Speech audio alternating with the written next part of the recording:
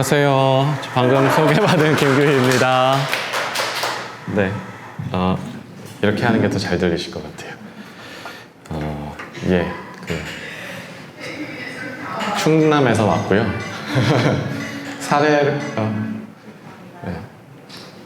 사례 중심으로 소개하는, 제 강의 제목을 까먹었는데, 하여튼간 그거는 그거고.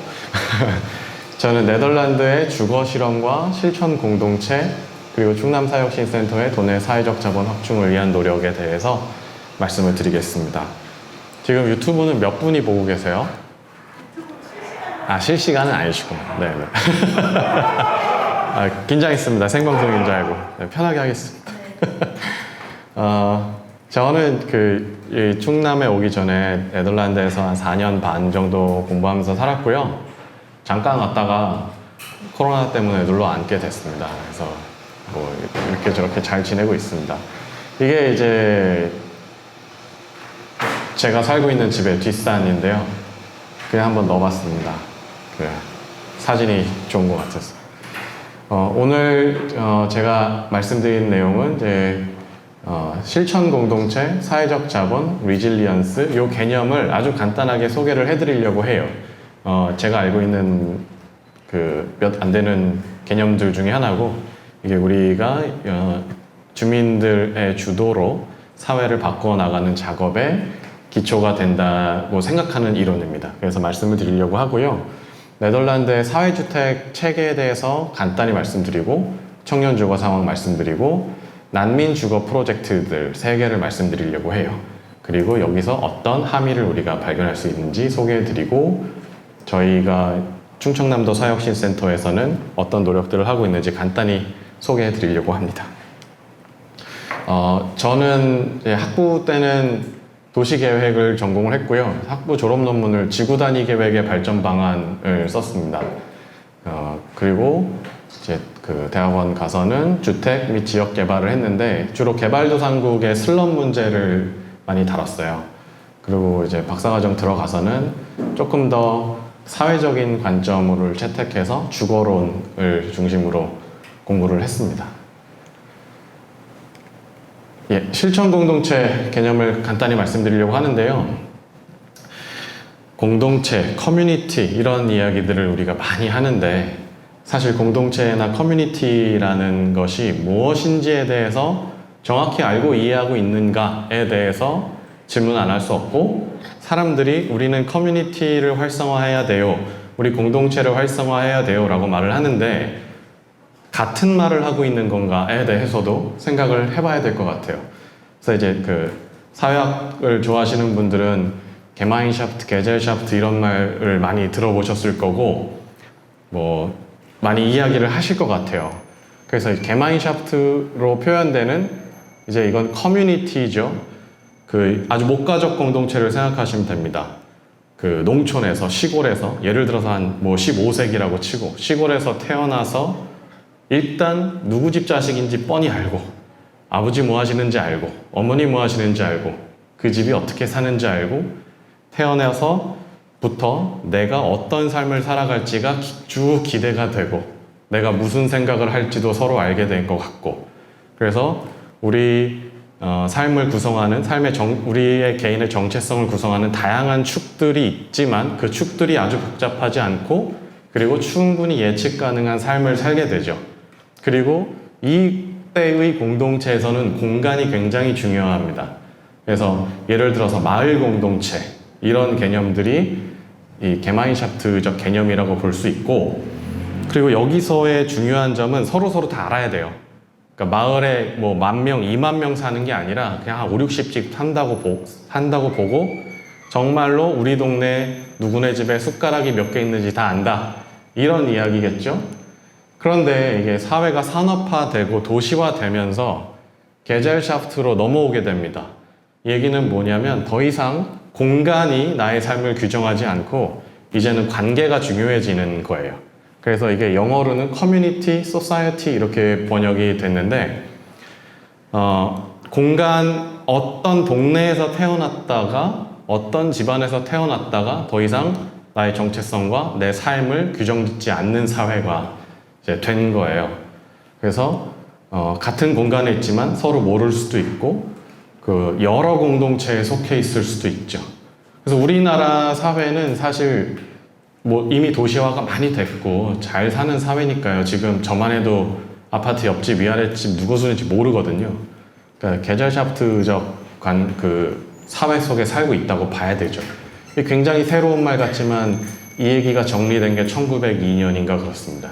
이미 100년이 더 된 이야기를 하고 있는데 저는 아직까지도 한국에서 공동체 담론이 이 게마인샤프트적 담론에 갇혀 있지 않나라는 생각을 해요. 전원일기적.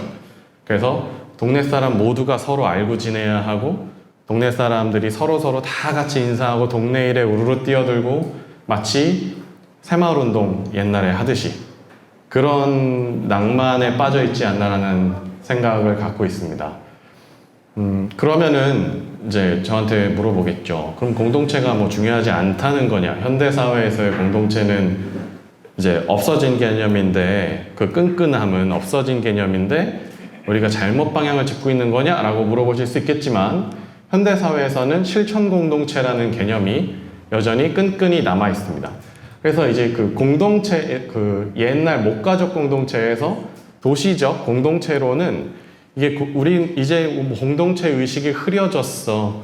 우리는 이제 서로 끈끈함이 없어졌어. 이런 개념이 아니라 그냥 공동체가 계속 공동체의 뭐라 그럴까요? 성격이 계속 변화하고 있는 과정이라고 봐요.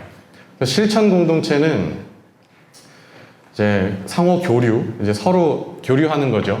그러니까 여기 교류의 개념은 이제 서로 싸우는 게 쌩 까는 것보다는 나은 거예요. 일단 뭐라도 교류를 하니까. 공동의 의제는 같은 주제를 가진 사람들. 왜냐하면 이제는 관계 중심의 사회거든요. 한 동네에 산다고 모두가 같은 사람들이 아니고 예를 들어서 좀 멀리 떨어져 살아도 아주 같은 주제를 갖고서 살아가는 사람들이 있겠죠. 그리고 이 자산은 이제 그 돈을 말하는 게 아니라 어떤 지식, 경험, 정보 이런 것들을 표현하고요. 그래서 요거는 저 혼자 읽으려고 작게 적어왔는데 실천 공동체는 공동의 주제와 목적을 가진 사람들이 자발적으로 모여서 상호 신뢰를 바탕으로 해당 주제 영역의 지식과 기술을 체화하고 체득된 결과를 공유하고 함께 실천함으로써 우리 삶에 영향을 끼치는 실용적 지식을 창출하는 집단을 말합니다. 이 개념은 이제 80년대 후반부터 좀 나오기 시작했고요. 경영학 쪽에서 많이 쓰는 개념이었는데 요즘에 이제 커뮤니티에서도 많이 활용하고 있고 하지만 이 실전 공동체가 최근에 형성된 건 아니겠죠. 이 실천 공동체를 설명하고 있는 학자는 아주 원시 사회에서 원주민들이 동굴 앞에서 불을 발견해서 불을 피웠을 때 상황도 가정을 해요. 불을 발견하고 불이 나니까 이게 뭔가 하다가 사람들에게 전해주고 알려주고 하면서 불이라는 우리 일상생활에 필요한 지식을 실용적인 지식을 전파해 나가고 좀 더 개선해 나가고 그런 과정. 그래서 실천 공동체에 저는 요새 꽂혀 있습니다. 그래서 뭐 이런 목가적 공동체, 우리 동네 막 하나가 되자 이런 거는 저는 이제 아주 낭만적이고 현대 사회에서는 저는 사실 말하면 아무 의미 없는 이야기라고 생각하고요. 그렇다고 우리가 그냥 사회 속에서 이 익명성을 갖고 큰 도시 속에서 살아가는 것도 옳지 않다고 보고 이제 실천 공동체를 특정 공간 안에서 형성하려는 노력에 저는 요새 집중을 하고 있습니다. 사회적 자본도 조금 설명을 드리면 좋은데요. 사회적 자본이라는 단어도 되게 많이 쓰는데 사회적 자본이 올바로 쓰이고 있지 못하다는 것을 또 발견을 했습니다. 사회적 자본이라고 하면은 우리 삶에 좋은 영향을 끼칠 수 있는 사회에 활용할 수 있는 자산들로 이해하는 것 같아요. 근데 그거는 사회적 자본이 아니라 사회 간접 자본입니다. 그건 SOC고요. 사회적 자본은 결속형 자본과 연계형 자본으로 구성되어 있는데 둘 다 네트워크에 대한 거예요. 결속형 자본은 예를 들면 친척들 같은 친족들, 동질 집단에서 서로 끈끈하게 네트워킹을 형성해서 도움을 주고받는 그런 관계를 결속형 자본이라고 하고요. 연계형 자본은 이질 집단 간의 연결입니다. 영어로 브리징 캐피탈이라고 하는데 훨씬 더 와닿죠. 다리를 놓는 거예요. 그래서 연계형 자본은 나라와 다른 사람들이 서로 어떻게 연결되면서 삶을 갖고 나가느냐 이런 이야기거든요. 그래서 이제 그 데소자 브릭스라는 학자는 결속형 자본은 오늘 당장을 살아가는데 유익하고 연계형 자본은 이제 미래로 나아가는데 유익하다 이런 얘기를 했어요. 예를 들면은 결속형 자본은 제가 내일 그 친척 동생이 결혼을 해요. 거기 가야죠. 가서 돈도 좀 내주고 뭐 주차 관리도 좀 해주고 당장 결혼식을 치르는데 아주 중요한 자본이 되는 거예요. 근데 연계형 자본은 제가 작년에 한국에 잠깐 왔다가 그 지금 함께 일하는 이제 박주로라는 사람이 제주도에 저를 데려와서 최진 실장님을 만나고 그렇게 연결이 됐어요. 근데 이번에는 최진 실장님이 저한테 연락을 주신 거예요. 이게 건너 알게 됐는데 이런 주제? 그 사람 알아 그 사람. 그렇게 된 거예요. 근데 제가 최진 실장님네 집에 무슨 중요한 행사가 있다고 해서 가서 도와주진 않거든요. 네, 아들 이름도 모르고 그럼에도 불구하고 이렇게 뭔가 좀 공식적이거나 뭔가를 만들어 나가는 데 있어서는 연계형 자본이 훨씬 더 크게 작동을 합니다. 사실 제 작은아버지 뭐 이런 분들은 제 삶에 큰 도움이 안 돼요. 정서적으로는 뭐 될 수 있을지 몰라도 제가 뭐 그 경력을 쌓아가고 이러는데 별로 도움 안 되거든요. 근데 저한테 그 사회생활에 도움이 되고 제 삶을 개발해 나가고 무언가 막 꿈을 이루고 하는 데는 이 연계형 자본이 중요하거든요. 그런데 이제 많은 분들이 결속형 자본에 좀 꽂혀 있는 그런 게 있죠. 예를 들면 제주도에서 제가 제주도에 대한 이해가 거의 없지만 이제 뭐 괜당 문화 이런 얘기를 하잖아요. 그거는 결속형 자본이에요. 그거는 제주도가 미래로 나아가는데 전혀 도움을 주지 못합니다. 그냥 오늘 하루 잘 사는데 도움을 주죠.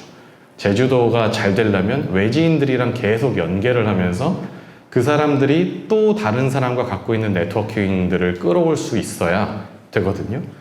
사회적 자본을 제가 말씀을 드리고 싶고요.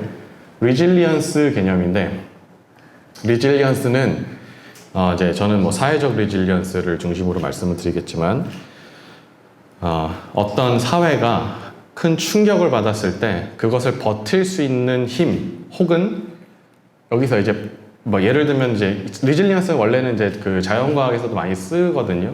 그래서 이제 뭐 예를 들어 자연과학도 되고 뭐 생태학 이런 데서 쓰는데 홍수가 났을 때 버틸 수 있는 힘도 리질리언스고 홍수에서 한번 확 잠겼는데 다시 생태계가 회복되는 힘 이런 것도 리질리언스로 봐요. 그래서 사회적인 충격을 팍 받아서 예를 들어서 이제 아까 제가 커뮤니티라는 말을 안 쓰기로 했지만 커뮤니티가 완전히 뭐 와야 될 위기가 있었는데 좀 다시 회복된다 이런 개념도 될 수 있고요. 지금 뭐 제가 계속 제주도에 올 때마다 생각이 나는 거지만 우리 사회는 최근에 우리 사회에 가장 큰 충격을 줬던 이벤트는 아마 그 세월호 참사가 아니었나 싶어요. 아직까지. 그런데 이제 크게 아마 휘청했죠. 우리 사회가 그 감정적으로. 그리고 뭐 유가족은 훨씬 더 할 테고 어떻게 회복해 나가느냐 이런 힘입니다. 리질리언스는 특히 ABCD라고 해서 자산 기반 지역 개발 개념이랑 연결되는데 외부의 자원을 동원해서 지역을 활성화시키고 지역을 개발하는 것이 아니라 지역 내부에 갖고 있는 그리고 사람이라 하면 사람 스스로가 갖고 있는 집단이라고 하면 집단 스스로가 갖고 있는 자산을 어떻게 활용해서 이 회복을 이끌어내느냐에 관심을 또 두고 있습니다. 이 개념을 이제 말씀드렸고요. 네덜란드 사회주택을 조금 더 설명을 드리겠습니다. 보면 1970년이라고 되어 있고 여기 십자가가 되어 있죠. 네덜란드의 전통적인 사회를 기둥사회라고 표현을 많이 해요.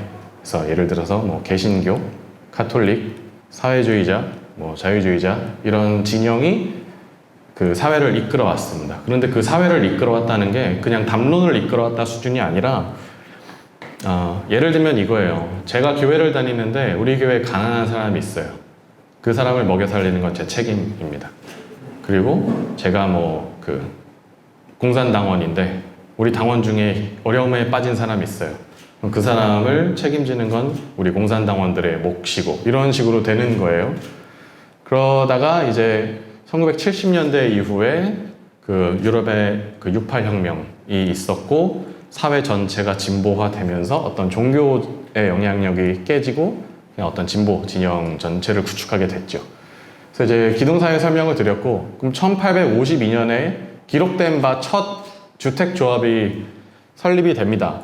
그 주택조합은 이 기둥사에서 말씀드린 예를 들어서 교회, 성당, 뭐 공장, 아니면 자본가 이런 사람들이 사회주택을 짓기 시작한 거예요. 왜냐하면 우리 교회 다니는 이 가난한 사람한테 집을 주는 건 우리 교회의 책임이니까. 혹은 공장주들은 두 가지 방식이 있겠죠. 내 공장에서 일하는 사람의 복지를 책임지는 건 내 책임이니까. 혹은 내 공장에서 다니는 노동자가 아파서 결석하면 생산성이 떨어지니까 이 사람을 잘 돌봐줘야 나도 유익. 이런 자본가 관점에서. 그래서 1852년에 첫 주택조합이 설립되고 1901년에 주택법이 제정됩니다. 그러면서 이제 사회주택에 대한 사회적 지원이 이제 적극적이 되고요. 쭉 가다가 이제 95년에 더 이상 정부로부터 재정 지원을 받지 않는 재정 독립을 하게 되는데, 이 독립에 대해서는 이제 제가 나중에 사회주택에 집중해서 말씀을 드리게 되면 좀 더 말씀을 드리겠지만, 저는 개인적으로 재정 독립을 하지 않고 그냥 우회해서 지원하고 있다라고 이해를 해요. 왜냐하면 이 전까지는 주택협회에 직접 지원을 했다면, 이제는 세입자들에게 주거 급여를 주면서 지원을, 그 세를 낼 수 있도록 해주기 때문에 지원은 계속 되고 있다고 저는 보고요. 1950년대 뭐 예를 들어서 전후의 복구 과정에서 정부가 적극적으로 사회주택을 통해서 주택을 공급했고요. 1970년대 이후에는 소규모 개발로 전환됐다가 2008년 뭐 이렇게 쭉쭉쭉 이어지고 있습니다. 이런 상황에서 암스테르담 전체 주택 재고의 42%, 전국의 약 32%가 사회주택입니다. 이게 한 2017년, 8년 정도 통계인 것 같아요. 그러니까 예를 들면 쉽게 말해서 그냥 제주도 전체 주택의 한 절반을 LH가 지었다. 이렇게 그냥 이해하면은 쉬워요. 뭐 사회주택도 이게 뭐 사회적 경제 주체냐, 뭐 공공이냐 막 이렇게 따질 수 있지만 그거는 이제 오늘 다룰 내용은 아니고. 그래서 암스테르담에서 이제 제가 거기 살고 있을 때 사회주택 공부하러 오신 분들이 사회주택 어떻게 생겼어요? 저 좀 보여주세요 라고 말씀드리면 그냥 여기 있는 거 반은 사회주택입니다. 이렇게 제가 설명드리고는 했거든요. 네, 그런 개념이고요. 그래서 이렇게 역사적으로 보면 이 하우징 어소시에이션이 사회주택 협회인데 이만큼 늘었다가 이제 뭐 이렇게 팔아서 좀 줄이고, 이거는 민간 임대가 이제 사회주택이 늘어나면서 민간 임대 시장은 이제 줄게 되죠. 그리고 이게 자가 소유는 이렇게 늘게 되고, 그래서 뭐 2015년에도 자가 소유는 한 30% 언저리고요. 사회주택이 45% 정도까지 가고 이러는 사회입니다. 주거 유형별, 지역별 유형별 주택 재고를 보면 네덜란드 전체는 이게 이제 자가주택, 이게 사회주택의 비율, 요게 민간 임대주택의 비율인데요. 이제 네덜란드 전체적으로 보면 예를 들면 이제 도시에는 사회주택이 많지만 시골에는 사회주택이 많지 않거든요. 왜냐면 농촌에 한 채 한 채 그냥 짓고 농가들 사니까요. 그런데 암스테르담 대도시죠. 여기는 사회주택이 훨씬 많고, 로테르담 두 번째 큰 도시 사회주택 많고, 뭐 헤이그, 우트레흐트 세 번째 네 번째 큰 도시들 사회주택이 많죠. 도시의 주거는 공적 영역을 하는 공적 기능을 담당하는 사회적 경제 주체들이 공급을 해왔다, 이렇게 이해하시면 됩니다. 주택 신축량에 있어서도 이게 이제 사회적 섹터고 이게 민간 섹터인데, 보시면 이제 주택이 이게 공급이 되는 시기겠죠, 이게. 그럴 때 사회적 경제 주체들이 훨씬 많은 양들을 공급하고 있는 걸 보실 수 있습니다. 우리나라와 주택에 대한 접근이 다르고요. 그래서 사회주택이 어딨냐라고 물어보실 때 제가 아무데나 있어요 라고 말씀드리는 이유가, 요게 암스테르담 여러분들이 여행 가시는 구도심이고, 이게 약간 광역 암스테르담 이렇게 볼 수 있는데요. 수도권 이렇게 볼 수 있죠. 그런데 아무데나 다 있잖아요. 표시가 된 건데. 지도로 좀 당겨 보시면 한 줄에도 어떤 데는 민간, 어떤 데는 사회 이렇게 막 섞어놨어요. 이런 식으로 사회주택이 구성이 되어 있습니다. 사회주택이 그래서 뭐 부리게 생겼냐? 그렇지 않습니다. 이쁘게 생겼어요. 이게 제가 살던 집인데 이것도 사회주택이었거든요. 네, 이쁘게 생겼고, 네, 뭐 자연도 뭐 좋죠. 그래서 사회주택이라고 해서 어디 구린데 있는 게 아닙니다. 이런 사회주택에 대한 배경을 말씀드렸고요. 네덜란드 청년주거 실태를 말씀드리면, 이제 2016년 자료인데 56%가 이제 엄마 아빠랑 안 살고 독립해서 살고 있는데, 평균 17제곱미터 정도 방에 거주한대요. 이 보고서는 이 청년주거 실태가 굉장히 열악하다 이걸 강조하려고 쓴 건데 이제 한국의 사정을 알고 있는 제가 볼 때는 얘들 살만하구만 이렇게 보겠죠. 그래서 뭐 26%가 이만한 집에 살고 뭐 이렇게 살고 용돈의 가처분 소득의 41%를 주거비에 지출하고 있다.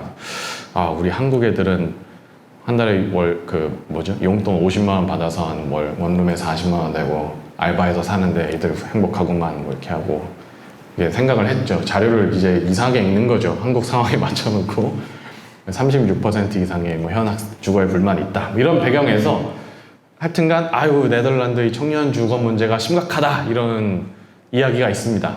근데 대도시들의 청년 주거는 어느 도시나 사실 심각하죠. 서울뿐만 아니라. 그런데 이 와중에 네덜란드에 난민들이 막 몰려온 거예요. 그래서 2015년, 2016년에 이제 난민 위기라는 걸 겪었는데 2015년에 130만 명의 난민이 유럽으로 들어왔고 2016년에 120만 명의 난민이 들어왔습니다. 유럽 사회가 아주 혼란에 빠졌죠. 이게 유럽 인구의 몇 %일까요?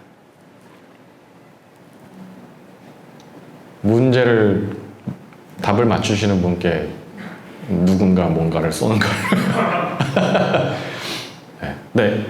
하여튼 0.2%였습니다.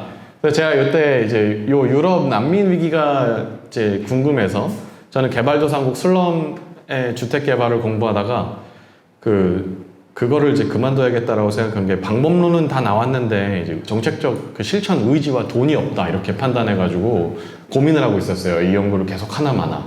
그런데 이때 당시에 프랑스와 영국 국경인 칼레라든지 덩케르크 이런데 막 난민촌이 형성되고 있는 거예요. 그래서 부자 나라는 어떻게 해결하나 궁금한 거예요. 그래서 유럽 가서 난민 주거를 공부해야겠다라는 생각을 하고 간 거거든요. 그런데 이제 제가 가가지고 엄청 깐족거렸죠. 무슨 0.2% 가지고 막 위기라 그러냐고 부끄러운 줄 알아야지 이래놓고서도 유럽이 선진국이냐라고 하는 찰나에 2018년인가요? 예멘 난민들이 제주도에 도착한 게 우리나라가 아주 예멘 난민 위기를 겪었는데 그때 우리나라 총 인구의 몇 %였을까요?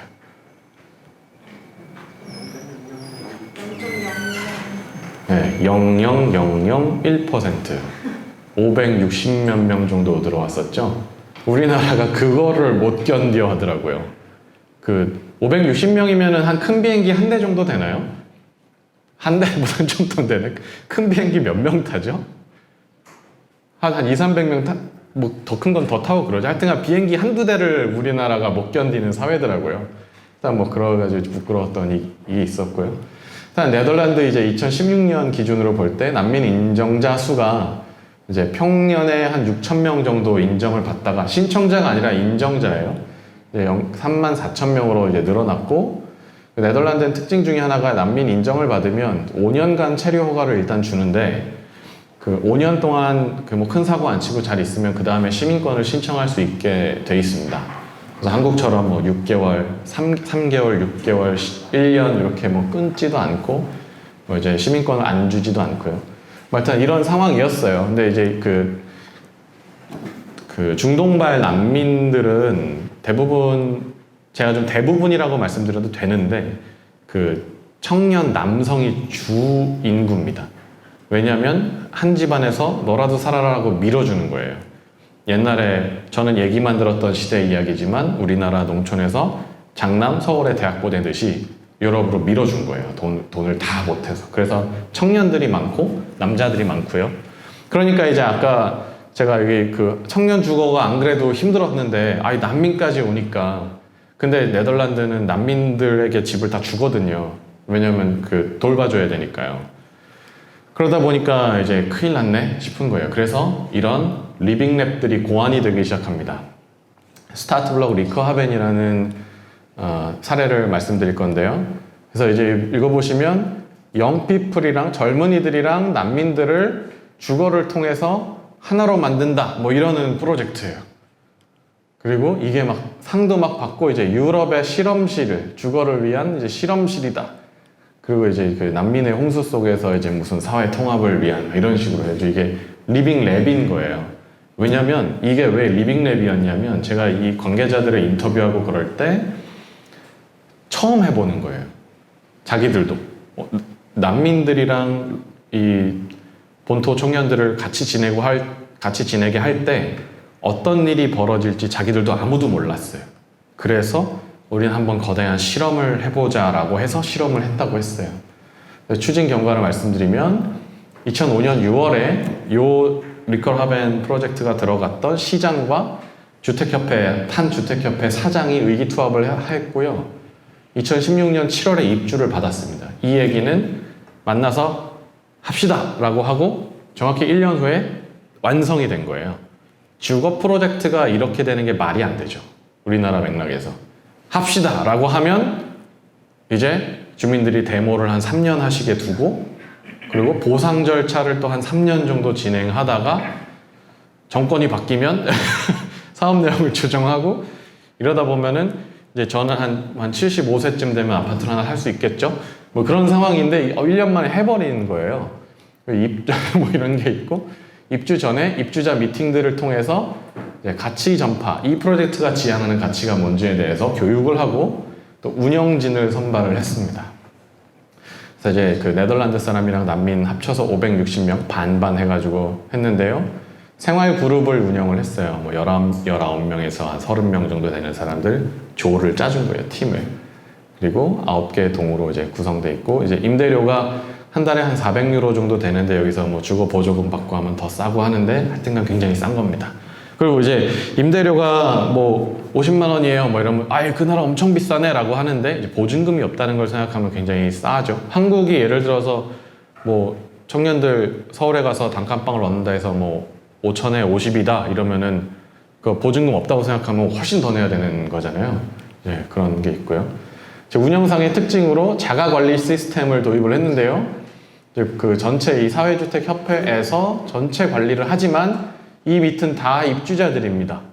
그래서 이제 사회적 프로그램을 할 사람, 이 커뮤니티를 만드는 그런 작업을 할 사람, 행정할 사람, 월세도 그 직접 받고요. 그리고 뭐 외부 대외 관계 할 사람, 그리고 경정비 할 사람, 예를 들어서 뭐 집에 뭐 하수구가 막혔다. 이런 거 뚫어줘야 된다. 이거 꼭 업체 부를 필요 없잖아요. 입주자 중에 시간 나는 사람이 가서 10,000원 받고 해주면 되죠. 실제로 그렇게 하고 있는 거예요. 그래서 이런 풀들을 만들어 놓고 이 입주자 선발하고 홍보하고 이런 것도 사실 굳이 부동산 안 가도 되잖아요. 입주자 팀이 할 수 있는 거잖아요. 계약서 쓰는 거 뭐 그 표준 계약서 쓰면 되는데 어렵지 않고. 이 뭐 마을에서 무슨 행사를 만들자 할 때 굳이 제주사역신센터에 연락할 필요 없잖아요. 입주자 중에 좀 성격 좋은 분이 하면 되잖아요. 이제 그걸 한 거예요. 그렇게 해서 입주자들의 아이고 제가 비율을 까먹었는데 한 10%, 15%가 이렇게 아르바이트들을 다 하고 있어요. 그래서 그런 사람들이 그냥 보람 코인을 받고 하는 게 아니라 관리비에서 실제로 인건비를 지급을 하니까요. 좋은 거고 뭐 밖에 좀 이따 또 말씀드리겠습니다. 총괄 매니저가 이제 전체적인 지원을 하는데 요 매니저들 중에 뭐 팀장들이 있고 팀원들이 있겠죠. 그래서 관리를 하고 요 사람들은 사무실 출근하고 입주자 이제 옆집에 뭐 잘 사니 뭐 이런 거 다 관리하고요. 큰 유지 보수는 전문업체 위탁을 해야겠죠. 예를 들어서 뭐 건물이 막 흔들린다거나 이런 일은 없었지만 태풍이 불어서 막 그 지붕이 날아간 적은 있거든요. 그런 건 직접 못 하겠죠. 근데 작은 유지 보수는 입주자들이 스스로 할 수 있거든요. 예를 들어서 뭐 인터넷이 안 된다. 이건 업체 불러야죠. 그런데 좀 전에 말씀드린 뭐 하수구가 막혔다. 이거는 저 같은 애들이 가가지고 한번 열심히 해보면 뚫릴 수도 있거든요. 이거는 뭐 이게 그리고 전등이 안 들어온다라고 했는데 뭐 예를 들어서 제가 가서 한번 두꺼비지 몰리고 등을 갈아볼까 했는데 될 수도 있잖아요. 그리고 입주자들 선에서 그냥 해버리면 되는 거죠. 문이 삐그덕거린다. 문이 부서졌으면 업체를 불러야 되지만 문이 삐그덕거린다 그러면 또 저 같은 애가 가가지고 식용유를 한 2방울 떨어뜨려 볼까? 하면 삐그덕 소리가 안 날 수도 있거든요. 그럼 그렇게 그냥 조금만 일하고 1시간 일했으니까 한 시급 한 10,000원 받고 얼마나 좋아요. 네, 좋죠. 입주자의 10% 정도가 이제 여러 방식으로 이렇게 고용이 돼 있습니다. 그래서 공사 현장, 배치도, 외관, 복도, 방 이런 거 쭉 보여드릴게요. 이게 이제 컨테이너 블락들을 다른 데서 다른 지역에서 한 9km인가 떨어져 있었던 다른 지역에서 옮겨와가지고 착착착 쌓은 거예요. 이렇게 동 배치가 돼 있고 괜찮죠? 모양이? 네. 그럴듯합니다. 이게 뭐 컨테이너 쌓았다고 해서 무슨 농막 같은 데 사는 게 아닙니다. 네. 뭐 이렇게 입주자가 재밌게 할 수 있고 이 잔디 같은 거 그냥 입주자가 깎으면 되잖아요. 이거 굳이 용역 줄 필요가 없는데 입주자들이 그냥 이렇게 몰고 깎으면 되거든요. 그럼 10,000원씩 받고 얼마나 좋아요. 네, 밤에도 이렇게 있고요. 네, 복도 이렇게 생겼고 이제 여기부터 이제 사진을 찍으시면 안 되는데요. 왜냐면 제가 동의를 얻은 게 아니라서 개인의 집인데 이렇게 꾸며놨어요. 이거 어떤 시리아 난민 친구의 집인데 이 안에 보면 이렇게 뭐 침대, 소파 놓고 이렇게 할 수 있는 거 네, 이렇게 주방이었고요. 이 친구는 아예 집안에 바를 차려놓은 친구도 있었어요. 이렇게 그냥 뭐 이렇게 요게 이제 제가 여기서 찍고 한 거 아시겠죠? 사진이 요 바를 중심으로 요 정도 크기입니다. 하나에. 그러니까 이게 뭐 아주 열악하지가 않아요. 제가 대학생 때 살았던 원룸에 비교해 봐도 네, 여기도 뭐 자기가 좀 이렇게 막 꾸몄죠. 이 친구도 네, 한 집 이렇게 뭐 그림도 그리고 이렇게 공용 공간을 마련했는데요. 아까 말씀드렸지만 한 19집 혹은 32집 이렇게 그룹을 해놓고 이렇게 와서 다 같이 커뮤니티 빌딩도 하고 공동체 생활도 하라고 이걸 만들어 놨어요. 이게 아주 활기차게 이용이 되고 있을까요? 그렇지 않죠. 누가 공유 주방 잘 되는 데가 어디 있어요, 우리나라에? 자기네 집에서 요리하고 싶지 누가 공유 주방을 가요? 그거 다 전원일기적 발상입니다. 마을에 관해서. 네. 이거 잘 안 되고 있죠, 이렇게. 여기서 하면 이거 애매하거든요. 그러니까 여기서 이렇게 모여서 하는 거는 뭐 예를 들어서 제가 이런 장면은 봤어요. 어느 나라인지 까먹었는데 에티오피아였나? 이쪽에서 온 난민 친구들이 빵을 만들 때 양파를 엄청 썰어 넣더라고요. 그걸 모여서 막 겁나 썰고 있는 거 이런 거는 봤는데 그냥 뭐 가끔 전화 놀러 가면은 이제 자기 집에 드리고 싶지 않고 이런 사람이 오면은 이런데 좀 앉지 잘 안 되더라고요. 처음에 뭐 돈도 주고 같이 꾸미고 하기도 했는데도 잘 되는데 별로 없더라고요. 입주자 반응을 이제 살펴보면 임대료 대비의 주택 질이 좋다. 뭐 위치도 시내 근처고 상태 좋고 크고 이제 다양한 행사가 있어서 안 심심하다. 이게 아까 뭐 소셜 매니저 막 이런 거 있다 그랬잖아요. 그 친구들이 막 파티 엄청 열거든요. 다양한 친구를 사귈 수 있다. 좋다. 입주자 반응 중에 이제 안 좋은 거는 이제 소음, 뭐 환기, 기타 관리 상태 이런 게 아무래도 뭐 컨테이너 집이니까 조금 덜하겠죠. 도시로부터 조금 떨어져 있었어요. 그리고 사람들이랑 뭐 친구들 많이 사귀고 다 또래고 하니까 좋은 것 같은데 이게 다 그냥 어느 순간 이제 안녕하세요 이것만 하지 언제 밥 한 번 먹어요 라고만 하지 실제로 밥은 안 먹는 거예요. 이게 표면적이다. 그리고 생활 양식 차이에 한 갈등이 있는 게 이제 중동 사람들은 집안에서 담배를 굉장히 많이 피웁니다. 특히 남자들 같은 경우에 그냥 창문 열고 담배를 엄청 피고 그 옆방에 있는 네덜란드 아가씨는 담배 냄새에 막 짜증나는 거예요. 또 음악도 틀어놓고 하는데 짜증나고 이럴 수 있고 또 이제 중동 사람 입장에서는 커피 한잔 하자 그럼 그래 이렇게 하고 바로 커피를 마셔야 되거든요. 약간 한국식으로. 네, 네덜란드 애들은 커피 한잔 하자 그래 이렇게 해놓고 오늘이 6월 25일이죠. 7월 18일 오후 4시 어때? 막 이러거든요. 막 짜증나는 거예요. 그러니까 먹자는 거야 말자는 거야 싶어가지고 이러다 보니까 서로 이제 잘 안 맞고 그런 게 있었어요. 근데 제 평가는 원래 계획한 대로는 좀 덜 됐는데 훌륭했다. 예, 개인 공간 확보 잘 됐고 결속형 사회자본이 작동하더라. 그러니까 거기서 원래 취지는 이 난민들과 현지 청년들이 잘 어울리면서 사회통합이 막 팍팍팍 되어가는 그거였는데 그거는 좀 약한데 난민들끼리 오늘 하루를 행복하게 살 수 있는 힘을 얻고 있는 거예요. 이걸 의도하지는 않았던 것 같아요. 근데 외롭잖아요. 그리고 정서적으로 얼마나 힘들겠어요. 자기 친척들, 친구들이 다치고 죽고 위험하고 자기 집이 동네가 부서지고 있는데 서로 위안이 되고 서로를 이해하고 그리고 또 이제 우리가 외국 나가면은 얼마나 자기 나라 말과 음식이 또 그립습니까? 그런 거 같이 해먹고 결속형 자본이 작동을 하네. 근데 연계형 사회 자본은 좀 더 노력을 해야겠다. 이걸 발견했어요. 근데 아까 이제 각 그 생활그룹의 조장들이 있다고 말씀드렸잖아요. 그 조장들이 열심히 막 하는 친구들이 또 있어요. 막 가가지고 요즘 잘 지내니 숙제는 잘 되고 있니? 학교는 잘 다니고 있니? 우리 바베큐 한번 하자. 뭐 집에 문제 없니? 또 옆에서 막 시끄럽게 쿵쾅거리고 있으면 노크도 먼저 해서 불만 갖기 전에 좀 조용히 해줄래? 뭐 이런 사람들이 있는 데는 잘 지냅니다. 근데 이런 사람들이 없는 데는 잘 못 지내더라고요. 이렇게 해서 이제 리컬 하벤이 끝났고, 리컬 하벤은 동네예요. 스타트 블럭이 프로젝트 이름이고, 아주 칭찬을 엄청 받던 시절에 이 사람들도 한 6개월 지나니까 발견을 한 거예요. 이제 요 물리적 환경이 조금 개선돼야겠다. 그리고 공유 주방 이거 잘 안 쓰네. 이걸 이제 업체가 그 사회주택 협회가 발견을 해서 2차 프로젝트를 진행을 합니다.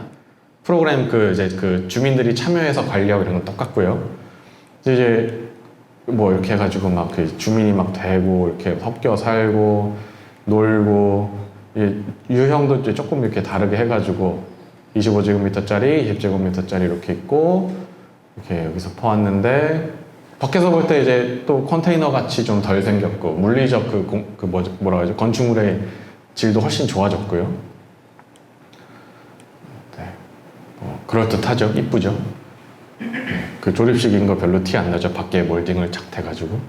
그래서 보면은 이거는 이제 서스테이너블한 커뮤니티다 뭐 이런 얘기인데, 아주 서스테이너블한 커뮤니티다 이 얘기를 하면서 이제 태양광, 지열 이런 것도 막 한 거예요. 조립식인데 조립식이 아닙니다. 우리나라도 이거 하면은 빨리 할 수 있고 청년주택 문제 해결할 수 있는데 이거 안 하는 거예요. 좀 화가 많이 납니다. 실내도 깨끗하죠. 이거 짓는데 몇 달 안 걸렸거든요. 그래서 공유 주방 안 쓰는 거를 발견하고, 그러면 그냥 제대로 된 큰 거 하나 만들어 놓자. 그러니까 소통 협력 공간을 만들어 놓자. 이렇게 된 거예요. 이렇게 됐고, 그래가지고 보면은 영구적인 건물처럼 보인다. 퍼머넌트한 하우징처럼 보인다. 이 조립식이라서 후질 줄 알았는데 이런 식의 보도가 막 됩니다. 네, 근데 이제 문제를 제기하는 사람들이 또 있었어요. 이제 스타트블럭 리컬 하벤이랑 엘젠 하겐 프로젝트를 소개해드렸는데, 여기가 이제 여러분들이 여행 가시면 노시는 이제 맛있는 맥주가 있고 마리화나 냄새가 넘쳐나고 막 운하에서 배 타고 하는 지역이에요. 구도심 지역. 여기가 조금 그래도 이 정도는 시내 하는 데고, 여기까지 강 건너고요. 그런데 여기는 1960년대 이후에 개발된 주택가고요. 여기는 좀 약간 유색인종들이 많이 살고, 여기는 이제 돈 많은 아시안들이 많이 사는 지역이고, 이렇게 되어 있는데, 리컬 하벤 프로젝트는 여기 있고, 엘젠 하겐 프로젝트는 여기 있어요. 그러니까 뭔가 이 주택가에서 소외된 지역에 있는 듯한 느낌 같은 느낌을 받는데, 철길, 막 고속도로 있고, 막 공장들 좀 있고, 여기도 이게 옛날에 이가 다 스포츠 파크였거든요. 그런 데다 이제 땅 얼른 남는 데다 진 거니까요. 엘젠 하겐도 보면은 여기는 주택가가 있지만 뭔가 집 같지가 않죠. 막 이런 데다 이제 남는 스포츠 파크들에다 다 지었어요. 급하니까 운동장을 쓴 거예요. 예를 들면 이제 저는 제주도에 공원을 아는 데가 몇 개 없는데, 저기 아라리오 옆에 무슨 공원 있죠? 탑동 공원. 거기다가 지으면은 한 500명 지을 수 있잖아요. 예를 들어서. 네, 그런 데다 막 얹어버린 거예요. 그러니까 이미 집이 아닌 데다가. 그런데 나중에는 주택 개발될 계획이어서 일단 짧게 쓰자 하고 9년, 10년 이렇게 계획하고 얹은 거예요. 그러니까 이제 부정적인 시각으로 이 컨테이너 이거 임시 건물 아니냐? 이게 주로 이제 중동에서 온 사람들이 조금 불만을 갖습니다. 왜냐면 이 부잣집 출신들이 꽤 있거든요. 난민들이 다 가난한 게 아니거든요. 지금 가난해진 거지 원래 부자였던 거예요. 우리 집이 화장실이 이거보다 좋았는데 이런 데서 날 살게 하냐, 뭐 이런 게 이거 임시 아니냐, 컨테이너가 어떻게 이게 집이냐, 이런 불만을 갖는 거예요. 응당 철근 콘크리트여야지 이렇게. 난민들이 너무 많다. 이건 동네의 부담이다. 도시로부터 좀 고립돼 있다. 그러니까 이제 꼬아서 보는 사람들은 이거는 그냥 다른 종류의 캠프일 뿐이다 이렇게 말을 하는 거예요. 웃긴 거는 이제 현지 청년들도 많이 살고 있는데, 이제 꼬아서 보기 시작하는 거죠. 그래가지고 그래 좋아 해가지고 세트라는 프로젝트가 이어집니다. 이게 여기가 암스테르담 구도심이고요. 잘 사는 동네예요. 여기 엄청 부자 동네거든요.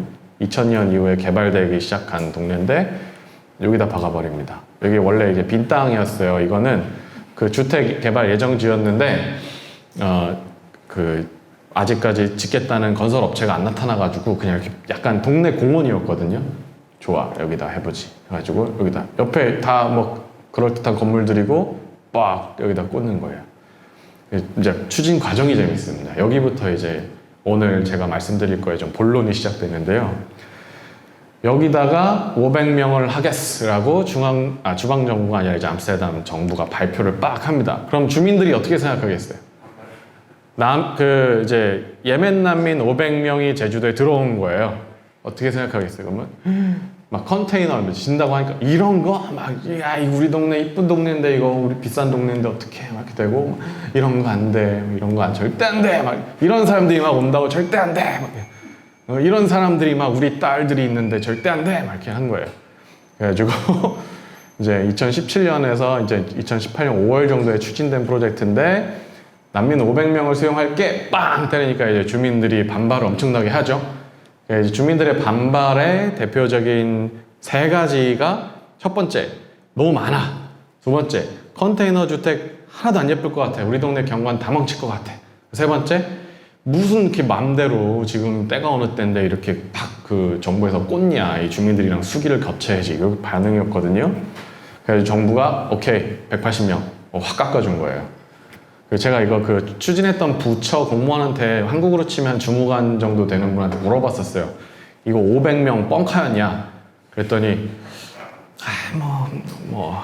꼭 그런 건 아닌데 뭐 이렇게 제 생각에는 약간 좀 뻥을 쳤던 것 같아요. 원래는 그래도 한 200~300명 정도에 하려고 여기 그 칠성시장은 어떤지 모르겠는데 옛날에 저 막 동대문 시장 가면은 막 이거 10,000원이면 될 것 같은데 30,000원 막 10,000원 결국엔 제가 20,000원에 사잖아요.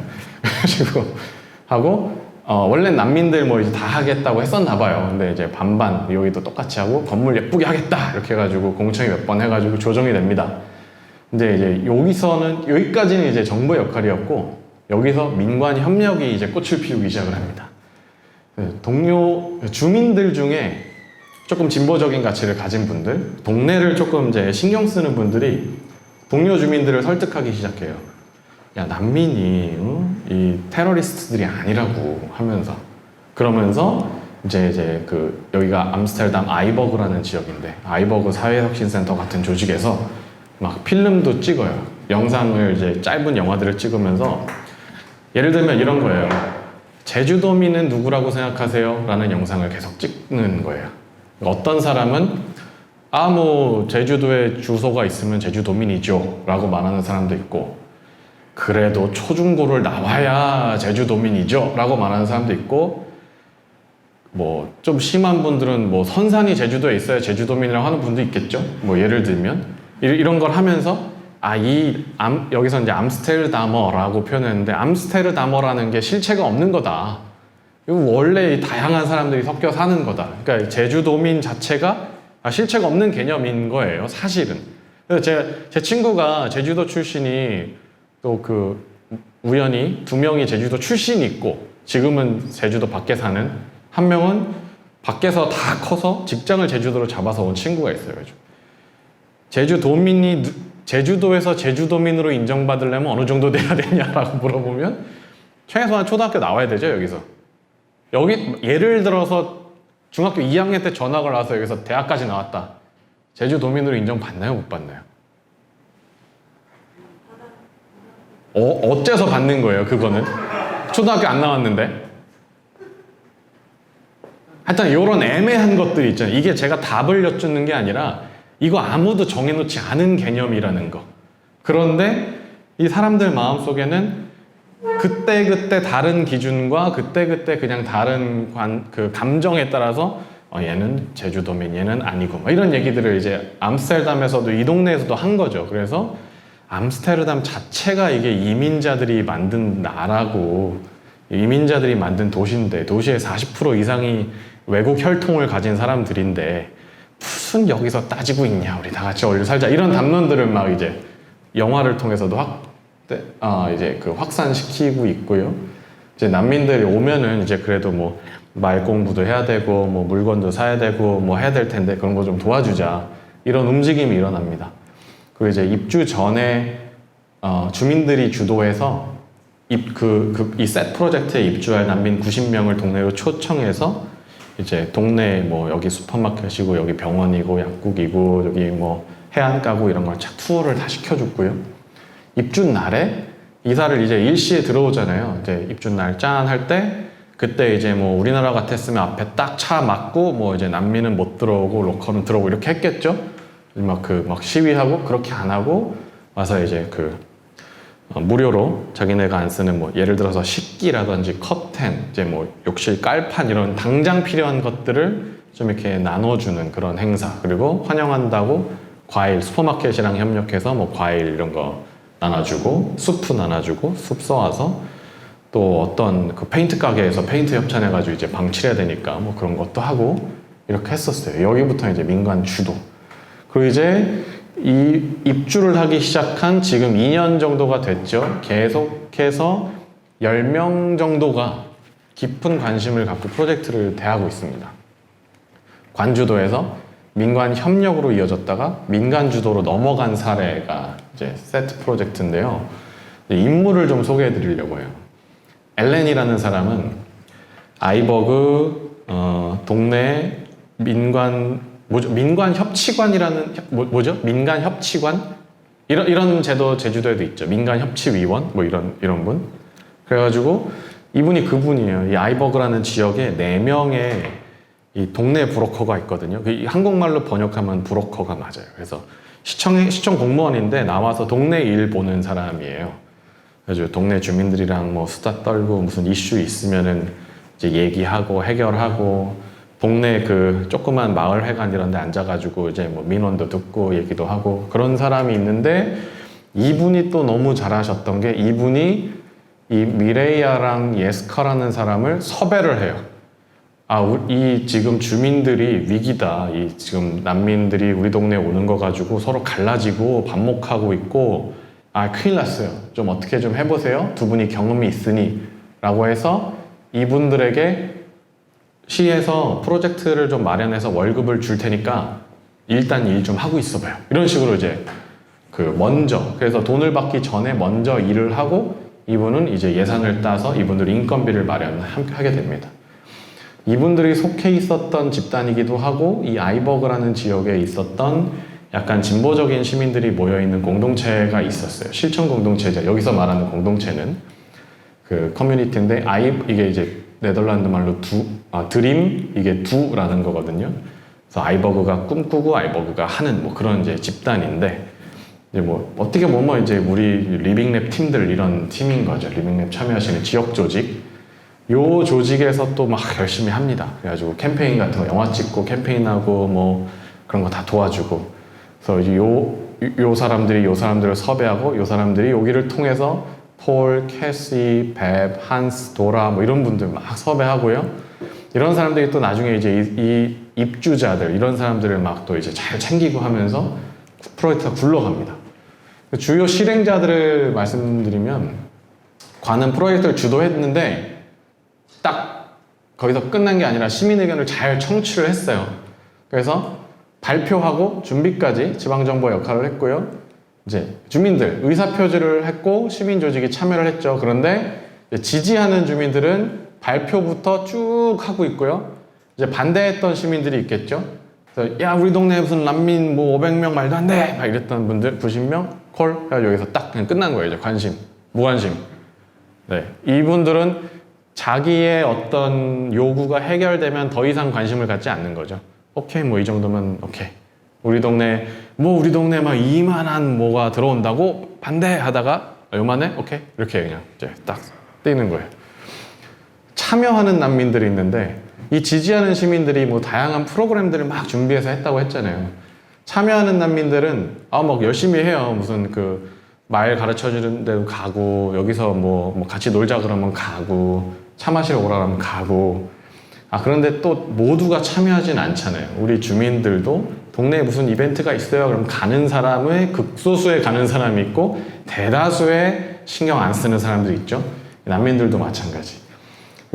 이제 90명 난민, 90명 네덜란드 사람 이렇게 입주해 있잖아요. 이제 난민 그 입주할 때 이제 막 그 한국 입사 지원서 쓰듯이 이런 거 막 쓰는데 난 난민들의 현지 정착을 위해서 이 한 번 바치겠어라고 써놓고 이제 좋은 집 딱 얻고 쌩 까는 애들도 있고 열심히 참여하는 애들도 있고 이렇게 있어요. 그런데 여기서 요 참여하는 난민들과 참여하지 않는 난민들을 보면 흥미로운 현상이 있습니다. 네덜란드에 잘 정착해서 자기 일이 바쁘고 자기 학교가 바쁘고 이런 친구들은 잘 참여 안 해요. 자기 삶이 바쁘거든요. 그런데 네덜란드 삶이 너무 힘들어요. 말 공부도 안 되고 친구도 뭐 잘 못 사귀고 막 외로워. 이런 사람들이 엄청 잘 참여합니다. 여기 몇 명 안 되거든요. 그래서 요 지지하는 시민들도 처음에는 뭐 이거 하는데 몇 명 오지도 않고 뭐 그만할까 하다가 계속 오는 친구들이 있는 거예요. 이 친구들을 위해서 계속 하자라고 됐고, 또 뭐 다른 이야기도 있습니다만 하여튼간 그러면서 제가 발견한 거는 정말 도움이 필요한 사람들이 지역사회에서 일어나는 활동들에 참여하는구나라는 거를 발견을 했어요. 그래서 아주 중요한 지점이고요. 짚어내고 싶은 공사 과정 말씀드리면 옆에 건물들 뭐 예쁘죠, 깔끔하죠, 이렇게 해서 조립식으로 빵 하고 겉에 이쁘게 하고 공원 착 만들고 나무도 심고 이렇게. 근데 안에는 좀 구립니다. 그래서 주민들이 그래요. 우리는 밖에서 볼 때는 그럴듯한데 돈을 외장에다 다 써가지고 돈이 없었는지 내장은 좀 구리다라는 불만이 있어요, 입주자들한테. 이게 요 직전 프로젝트 컨테이너인지 티가 안 났던 데랑 훨씬 다르죠, 여기. 네, 뭐 이렇게 공용 공간 여기 뭐 이렇게 돼 있고요. 여기도 잘 관리 안 돼서 지금 문 닫았고요. 네, 주민들이랑 어울려서 이제 1주년 입주 기념 파티를 하는 장면인데, 네, 뭐 이렇게 콘서트도 하고, 문제를 풀기 위해서는 마을 하나가 필요하다 뭐 이런 표현도 써놓고, 요 사진 찍으시면 안 됩니다, 이런 거. 이제 그 커뮤니티 디너라고 해서 매주 목요일에 동네 사람들이 이렇게 조금씩 음식을 가져오고 난민들도 와서 이렇게 같이 조금 저녁을 먹고 이야기 나누고 그러는 거예요. 이거 아마 빙고 하는 걸 거예요. 서로 말이 잘 안 되니까 그냥 숫자 같은 거 편하잖아요, 이런 거 놀고 있는 거고, 영화 보고 뭐 영화에 대해서 잠깐 짤막짤막 이야기하기도 하고 이런 프로그램들을 계속 하고 있습니다. 네, 이거는 이제 랭귀지 카페라고 해가지고 일주일에 2번, 한 번은 뭐 요일은 까먹었는데 뭐 수요일 오전 10시부터 12시, 금요일 오후 9시부터 8시부터 10시 뭐 이런 식으로 해서 가면 이제 이 어르신들이 앉아 계시고 이 사람들이 와서 뭐 숙제 하다가 모르겠는 것도 물어보고 뭐 그냥 괜히 이렇게 한마디씩 하면서 말 배우는 거예요. 근데 요게 또 재밌는 게, 다른 분이랑 인터뷰하다가 들은 건데, 여기 이 셋 프로젝트가 들어오기로 해서 그 프로젝트를 지원하려고 요 랭귀지 카페라는 프로그램을 만들었는데 너무 안 오는 거예요. 이 셋 프로젝트 애들이 막 2명, 3명 오고. 그런데 재밌게 그 동네에 이민자인데 네덜란드 말을 잘 못했던 사람들이 이 소식을 듣고 오기 시작한 거예요. 그 지역 그 아파트 주민은 아닌데. 그래서 동네에서 새로운 어떤 이런 게 발견이 되고, 또 재밌는 건 이 무슬림 배경, 그러니까 이슬람 배경을 가진 여성분들 중에 조금 이제 남편이 강성이고 이런 분은 다른 남자랑 못 만나게 하거든요. 남자들이 있는 이벤트에 못 가게 하거든요. 그래서 그 여성분들을 위한 별도의 세션을 만들었어요, 오전에. 그래서 사실 요 셋 프로젝트를 위해서 이 랭귀지 카페를 고안을 했지만 변해가면서 우리 동네에 이런 문제가 있구나, 이런 사람이 있구나라고 하면서 실용적 지식을 창출해내는 실천 공동체의 아주 전형적인 사례가 된 거죠. 네, 공공 공간에서 이렇게 막 파티도 하고요. 네, 그래서 이제 조금 다시 설명을 드리면, 이제 정리를 하면, 민간의 역할을 볼 때, 제가 커뮤니케이션 인프라스트럭처 이론이라는 데서 따온 건데요. 커뮤니케이션, 의사소통이 일어나는 이제 그 하부 구조는 수다망이라는 게 필요합니다. 이게 어떻게 멋있게 번역할 수 있을까요? 되게 어렵고 재미없고 멋있게 하려면 이웃 간 뭐 이야기, 뭐 네트워크, 뭐 이렇게 그거보다 저는 한국말로 수다망, 그냥 수다 떠는 네트워크인 거예요. 예, 이 사람 만나서 막 얘기할 수 있는 그런 수다망이 있어야 되고요.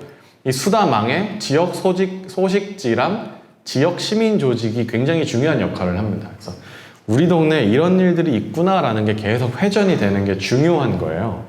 그리고 그거를 적극적으로 이렇게 생산해낼 수 있는 조직이 필요하고요. 또 이 사람이 아주 중요한데 이런 게 있어도 여기서 스토리텔링 에이전트라고 하셨잖아요. 이게 대화 요원이거든요. 담화 요원. 한국말로는 동네에 말 엄청 많은 사람. 막 온갖 소문을 다 옮기고 온갖 남의 얘기를 다 하고 다니고 그렇게 남의 집에 뭐 문제 있는 게 재밌고 이런 사람들 있잖아요. 그런데 우리가 한 발짝 딱 빠져서 생각해보면 동네를 동네로 만드는 거는 그런 분들이거든요, 사실. 서로가 서로의 사정을 공유하고 서로의 상황을 회전시켜주는 분들이에요. 그래서 한국말로 수다꾼입니다. 근데 제가 일부러 이렇게 안 좋아 보이는 뉘앙스의 단어를 썼는데 이 나쁠 필요가 전혀 없는 거거든요. 그래서 이게 그 수다 요원 이 필요하고요. 이제 수다 떨기를 위한 여건도 필요해요. 이제 뭐 안전한 길이 있어야겠죠. 막 차 빵빵거리고 이러면 수다 못 떠니까 뭐 길, 공원도 좀 있으면 좋고 동네 카페 뭐 오는데 이런 데 있으면 좋겠고요. 이제 주민 조직은 서로 자기들끼리만 막 계속 친하려고 하지 말고 새로운 사람들을 좀 적극적으로 받아들이려는 노력도 좀 해야 되고요. 관내 입장에서는 이 마을 지원관이 세트 프로젝트에서 굉장히 중요한 역할을 처음에 했다고 말씀드렸잖아요. 그게 주민들이 처음부터 이렇게 딱 그 틀을 잡고 일을 해나가기가 쉽지가 않아요. 전문가가 공공 소속의 전문가가 그리고 또 예산도 좀 갖고 있고 이런 사람이 도와줘야 됩니다. 이 사람이 그냥 전문성만 빡 갖고 있어서 되는 게 아니라 인싸여야 돼요. 동네 사람들이랑 관계가 좋아야 되고 동네에 어떤 사람이 어떤 전문성이 있는지 어떤 사람이 어떤 관심이 있는지 이런 걸 좀 알아야 돼요. 그래야 아까 리질리언스에서 말씀드린 지역 자산에 기반한 프로그램들을 운영해낼 수 있거든요. 그리고 누구랑 친할 건가가 중요한데 이 마을 협치관도 보면 어떤 정말 동력 있고 좋은 가치를 마을에 전달할 수 있는 사람과 친한 사람이 있을 수도 있겠지만 그냥 힘 있는 사람이랑 친할 수도 있거든요. 힘 있는 사람이랑 친한 거 하나도 중요하지 않고요. 마을을 위해서 일할 수 있는 사람, 좋은 가치를, 좋은 이야기를 생산해낼 수 있는 사람이랑 친한 게 중요하고 자기의 권한을 이 세트 사례에서 바로 그냥 동네 사람한테 자기의 역할을 이양을 했잖아요. 자기 역할을 얼마나 어떤 수준으로 나눠줄 건지 중요하고요. 이 협이라는 건 사실 민이랑 관은 주체가 있는데 협이라는 거는 주체가 없는 거잖아요. 이거는 작동하는 방식이잖아요. 이 소셜 매니저가 이 중간자로서 협을 해야 돼요. 그 협조자로서의 주체가 돼야 됩니다. 그래서 경험과 네트워크와 전문성과 헌신과 아주 밝은 성격을 가진 사람이 이렇게 중간자로서 역할을 해야지 민이라는 주체, 관이라는 주체 이렇게 두고 자 협력하세요 라고 하면 안 된다는 걸 발견을 한 거예요. 그래서 협을 맡을 사람이 필요하다라는 발견이 있었고요. 난민들, 이제 뭐 제주도로 치면 이제 그 이주자들이겠죠. 우리나라에 또 이제 줄탁동시라는 아주 좋은 예가 있지 않습니까? 그래서 밖에서 쪄주기만 기다리지 말고 자기도 안에서 쪄야 되거든요. 그래서 동네 사람이랑 좀 친하려는 노력해야 된다 이런 생각까지 해봤고요. 그래서 네덜란드의 사례를 조금 이렇게 정리를 해보면 연속적 실험과 개선이 있었습니다. 세트 프로젝트가 처음부터 빵 나온 게 아니라 스타트블럭 위커하벤이라는 프로젝트가 있었고 엘센하겐이라는 프로젝트예요. 그래서 연속적 실험과 그때그때 개선이 있었다는 거고요. 아주 실제적이고 구체적인 민관 협력이 있었고 다양한 주민 조직과의 연계가 있었고 지역의 문제와 글로벌 문제를 함께 그리고 원래 동네에 있었던 문제와 새로 생긴 문제를 함께 풀려는 노력들이 있었어요. 새로 생긴 문제만 풀려고 했으면 동네에 많은 사람들이 관심을 안 가졌을 수 있는데 원래 있었던 문제를 같이 접근하니까 풀렸고 기회가 열려 있었고 전략적으로 어떤 방식을 택할 건지 접근을 했습니다. 다시 한번 더 큰 그림을 보면요. 네덜란드는 사회주택 체제가 있었기 때문에 이 프로젝트가 가능했던 거예요. 이게 벌써 가난한 사람들을 돌본다, 집이 없는 사람들에게 집을 제공한다는 정서가 100년 넘게 있었습니다. 그러니까 이게 가능하지. 주택이라는 것도 뭐 그냥 예를 들어서 뭐 한국이 그렇잖아요. 야, 우리나라 청년들도 지금 원룸에 살고 옥탑방에 사는데 무슨 난민에게 집을 줘. 이러면 안 되거든요. 원래 집이 어려움을 겪고 있었던 사람들의 문제를 사회적으로 해결하던 전통이 쌓였기 때문에 난민들 왔어? 너네 어렵지? 집 줄게. 이게 자연스럽게 흘러가는 거예요. 혹은 난민들 왔어? 집 필요하겠네? 이게 자연스럽게 흘러가게 되더라고요. 사회주택 체제가 있었기 때문에 이게 됐다. 그리고 커뮤니티가 아까 말씀드렸지만 뭐 동네 사람도 있고 이렇게 커뮤니티가 딱 하나가 있어야 되는 게 아니라 여러 층위에 여러 종류의 커뮤니티가 있었으니까 이런 게 되더라. 커뮤니티 인프라가 있었고요. 공공의 지원이 있었고 시민 리더십이 복합적으로 작용을 해서 자산 기반 지역 개발과 커뮤니티 리질리언스가 성공적으로 발현이 됐더라라는 발견을 했습니다. 이 선순환 구조를 이렇게 그려봤는데 저는 이게 요것만이는 아니지만 요게 사회혁신센터의 역할이라고 저는 생각이 들더라고요. 보면 지역사회는 공공이 세금을 내잖아요. 공공은 시민 리더한테 인건비를 줘야 돼요. 그리고 시민 리더는 시민 조직을 조직화해야 되고요. 시민 조직은 이 커뮤니티 인프라를 점점 확충하려는 노력을 해야 돼요. 커뮤니티 인프라가 확충이 되면 어떻게 되냐면 시민 조직이 생겨날 수 있거든요. 시민 조직이 생기면 어떻게 되냐면 시민 리더가 등장을 할 수가 있어요. 시민 리더가 등장을 하면 어떤 일이 일어나냐면 공공에서 못하는 과업을 수행해 줄 수가 있어요. 그럼 공공은 뭘 해줄 수 있냐? 동네 인프라를 만들어 줄 수 있죠. 그럼 동네 인프라가 생기면 뭐가 좋으냐? 공공에 세금을 내거든요. 이 선순환 구조를 만드는 게 사회혁신센터의 역할 중에 하나가 아닐까라는 생각을 했고요. 지역성이 이 과정을 통해서 지역성이 강화되고 커뮤니티의 인프라가 확장될 것 같다 이런 얘기를 했습니다. 그래서 이 고리가 좀 연결이 돼야 될 것 같고요. 지금 오늘의 주제에 이렇게 좀 나누다 보면 이렇게 지금 계신 리더분들은 시민 조직을 계속 조직화하려는 노력을 하시고 시민 조직은 다시 리더를 등장시키려는 노력을 하시고 충남에서도 리빙랩을 하고 있습니다. 그래서 저희 목표는 실천 공동체를 조직하는 겁니다. 마을 문제를 해결하는 게 아니고요. 저희 다양성, 포용성, 투과성이 저희 리빙랩의 큰 테마인데 저희가 꿈꾸는 조직이 다 들어오지 않잖아요. 그래서 저희는 우리가 더 치고 나가고 싶은 분야에 대해서 이렇게 정했고 다양성은 이제 다양한 사람들을 서로 존중하고 여기서 더 나아가서 이해하려는 마음 자세까지가 다양성에 대한 이야기고 포용성은 그럼 어떻게 다양성을 만들어 나갈 것인가에 대한 거죠. 투과성은 우리가 살면서 서로 다 그냥 그 삶의 경계들이 생기거든요. 그 경계가 생기는 건 나쁜 게 아니에요.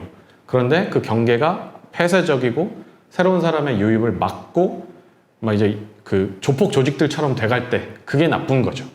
바운더리는 좋은 겁니다. 이 삶을 규정할 수 있게 되고 여기서 안전할 수 있게 되고 얼마나 좋은 거예요. 친한 친구들이 있다는 건. 근데 동네에 친한 친구들이 있는 건 좋은 건데 누가 이사 왔는데 야, 넌 우리 그룹이 아니니까 빠져. 이게 나쁜 거죠. 그래서 투과성을 놀리려는 노력을 하고 있고 그래서 저희는 이제 제주센터의 훨씬 동생인데요. 1년 차에 여기서 제한되지 않았던 주제로 학교 밖 청소년, 니트 청년, 장애인, 농촌 이주 청년, 이주 가정 아동, 난민 이분들에 대한 생활 환경을 어떻게 개선할 수 있을지에 대한 리빙랩을 저희가 주도적으로 끌고 가고 있습니다. 감사합니다.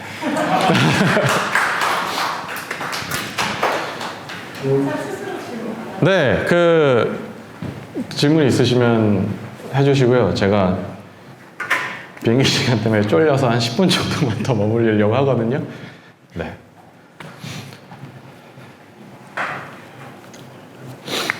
예, 말씀해 주십시오. 전통이 네덜란드는 어쨌든 그런 사회적으로 난민들이 왔을 때 도움을 주려고 하는 체제가 100년 동안 이어져 왔기 때문에 할 수 있었다고 하셨잖아요. 근데 만약에 좀 유럽의 정서와 우리나라의 정서가 틀린 것 같아요. 만약에 우리가 그런 없다고 기에 적다면 그거를 해결하기 위해서 좀 판단에 무엇이 필요할지. 뭐가 해결하기 위해서는 네, 우리가 유럽 사회와 비슷한 정서를 갖고 갖고 있지 않고 그것이 좀 적다면 난민들이 들어와서 도와줘야 된다라는 그런 정서적인 게 마련이 되지 아직 않았다면 그런 판단을 우리가 무엇을 할 수 있을지 지금부터 열심히 해야죠. 이게 그러니까 유럽이 지금 뭐 사회적으로 더 우리나라보다 포용적이고 뭐 한다고 해서 뭐 다 잘한 것도 아니고 자기네들도 계속 노력을 할 거고 우리도 잘하는 게 많잖아요. 그래서 뭐 열심히 해야죠. 뭐 어떻게 하겠습니까?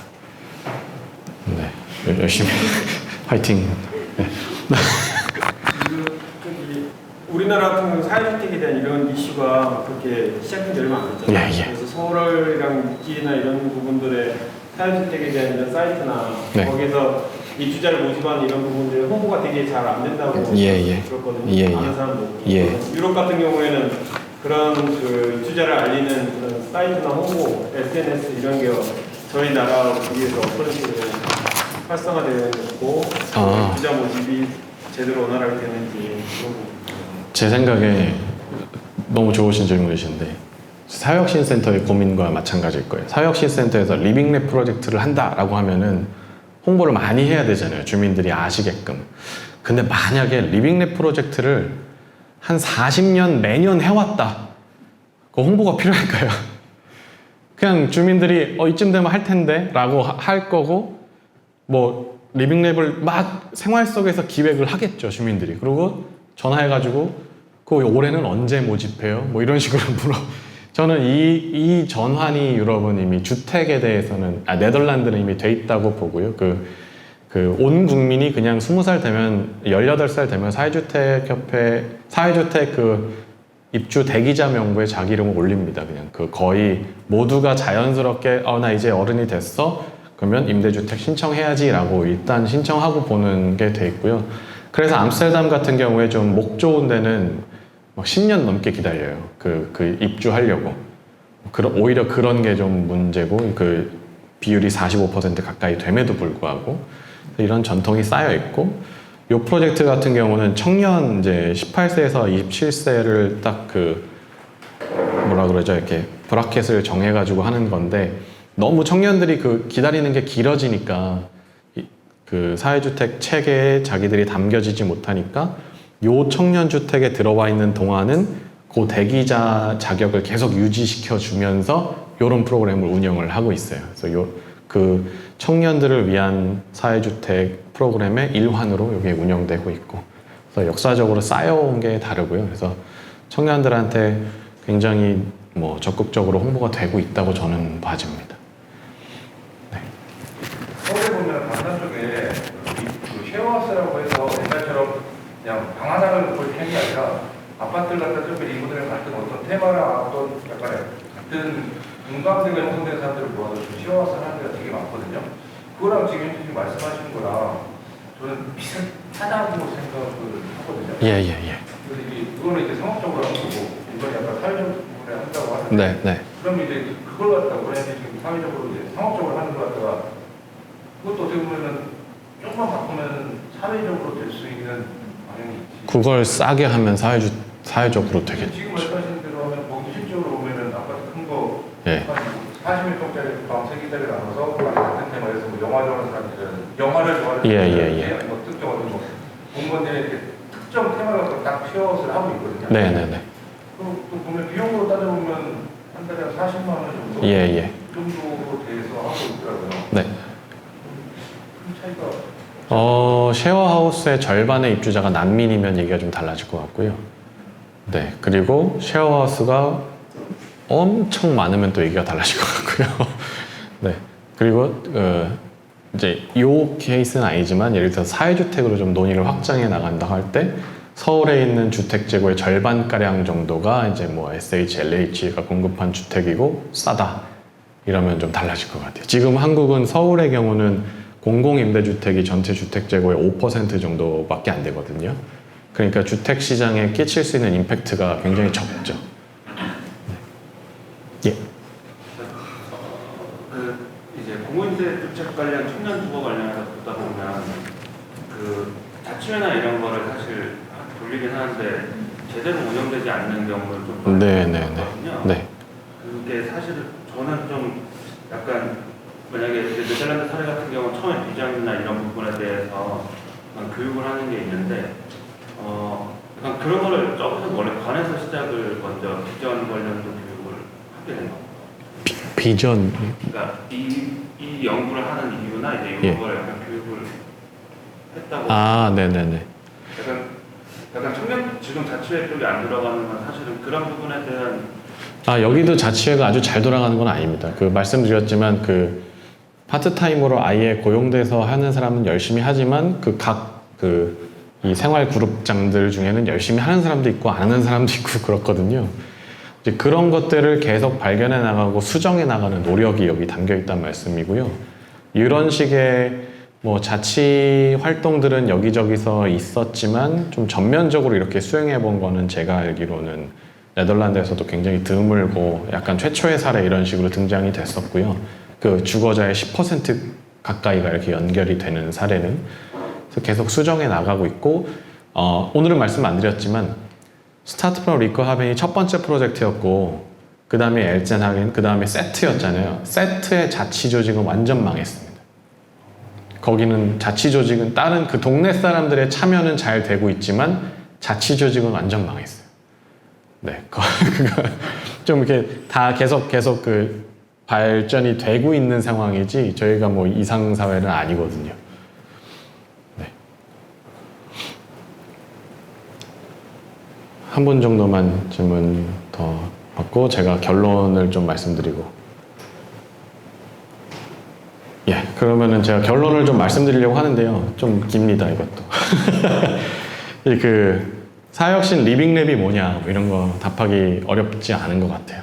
그런데 리빙랩을 왜 하는지 또 왜 이제 하라고 자꾸 뭐 지원하는지 이런 거에 대한 대답은 더 어려운 것 같아요. 그래서 뭐 예를 들어서 동네 문제, 뭐 정책 개발, 실험 이런 거 전문가들이 훨씬 잘할 수 있거든요, 사실. 그런데도 불구하고 왜 리빙랩을 자꾸 동네에 자꾸 돈을 왜 퍼주는 거야? 쓸데없이 이런 얘기가 나올 수 있다고 봐요. 전 세계적으로도 저는 마찬가지라고 보는데 뭐 10년, 20년 차이가 있겠지만 왜냐하면 한국이 그렇게 뒤처진 나라가 아니잖아요. 오히려 굉장히 앞서가는 나라지. 이제 오랫동안 특히 한국이 뭐 더 그랬습니다만 오랫동안 이제 관료제적 틀 안에서 시민을 계속 대해왔어요. 한국은 더 뭐 최근까지도 아니면 뭐 지금도 요새도 뭐 그럴 수 있고요. 지역사회 문제에 대해서 마찬가지라고 저는 보고 있고요. 그래서 이제 지역의 개발이나 발전에 대해서 지역 문제 해결에 대해서 지역의 요구에 기초한 전통적인 관료제적 방식을 따랐고 그러다 보니까 지역사회에 부족한 거를 찾고 문제를 찾고 또 특정 기관들, 조직을 통해서 시민들에게 서비스를 제공해 온 게 이제 한국의 현재까지의 좀 방식, 그러니까 이제 소위 결핍 모형에 근거한 방식인데 시민은 전문성이 없다라는 근데 지금 계속 전환을 추구하고 있죠. 근데 이제 여기서 오늘도 말씀드렸듯이 그리고 저희 사회혁신센터들이 하고 있는 작업은 이제 우리 시대에 맞는 방식이 뭐냐라고 볼 때 우리 시대는 자산에 기초한 방식으로의 전환을 요구한다라고 보고 있는 거예요. 그래서 지역사회가 이미 갖고 있는 거 그게 뭔지 파악하고 지금 잘 되고 있는 게 뭔지 파악하고 위치적, 사회적 장점이 뭔지 파악하고 그래서 사회의 문제에 집중하기보다 지역사회에 이런 역량들이 있네, 이런 그 자원들이 있네, 이런 것들을 보고 이제 시민사회의 역할, 그러니까 어떤 조직, 관, 이런 것보다 시민사회의 역할, 이웃, 이런 데 관심을 둬야 한다는 움직임이 일어나고 있다고 보거든요. 이제 아까 처음에 서두에 말씀드렸지만 공동체의 개념도 그래서 정리가 중요합니다. 동네 사람들이 서로 다 누군지 알고 화목하게 살아가는 세상은 이제 더 이상 없다고 저는 보고요. 비양도 이런 데 있을 수 있겠죠. 근데 우도만 해도 저는 없다고 봐요. 없을 거고 그런 세상은 이제 지나간 지 오래고 농어촌에서도 다르지 않죠. 왜냐하면 농촌에서 할머니들이 우린 옆집 숟가락 몇 개인지 다 안다 라고 말하지만 그래서 옆집 자식은 지금 어디서 뭐 해먹고 사는데요 라고 말하면 다르거든요. 이미 딴 데 가서 카카오를 다니고 있을 수도 있는 거고 그렇잖아요. 철공점을 할 수도 있는 거고 태어날 때부터 운명이 정해져 있던 시기가 이제 절대 아닌 거예요.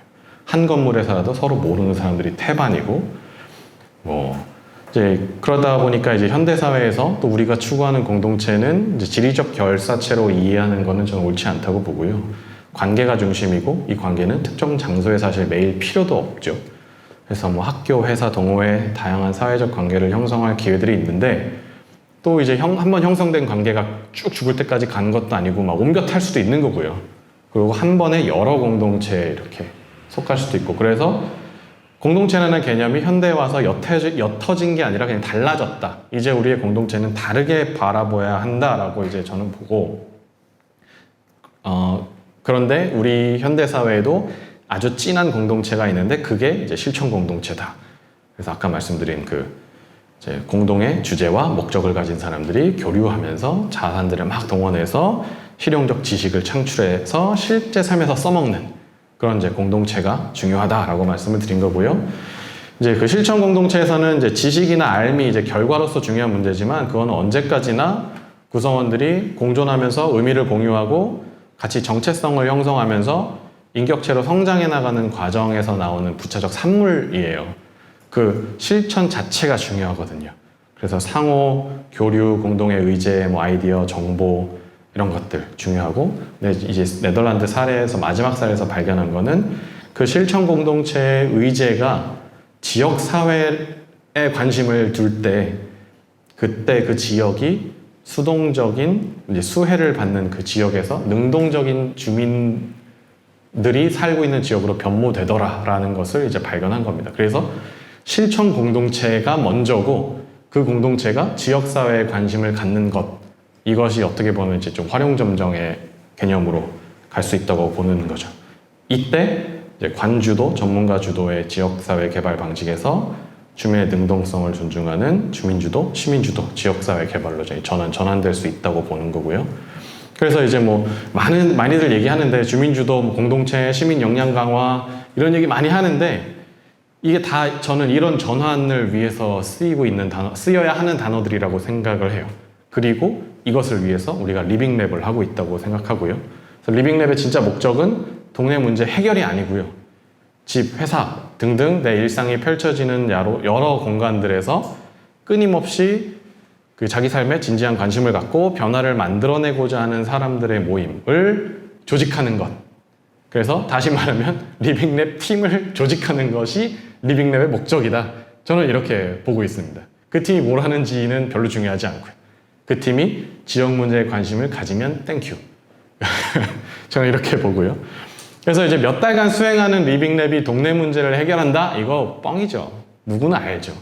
그건 우수 사례가 아니고 특수 사례입니다. 그렇게 되면 우리 지구 문제 다 풀리죠.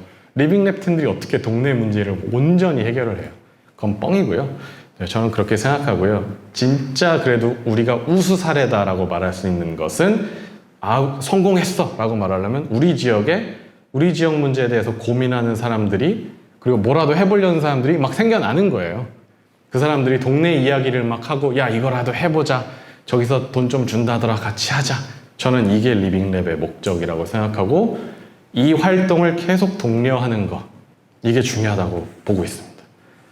네. 그래서 우리가 지향하는 리빙랩 사업은 다양한 주민이 모일 것, 공동체적 삶의 일상생활에 관심을 가질 것, 그리고 꾸준히 관심을 가질 것. 저는 이게 중요하다고 생각해서요. 여기 계신 모든 여러분들 어떤 일을 하고 계시든 간에 지역사회 혁신을 이끌고 계시는 분들이라고 생각합니다. 감사합니다.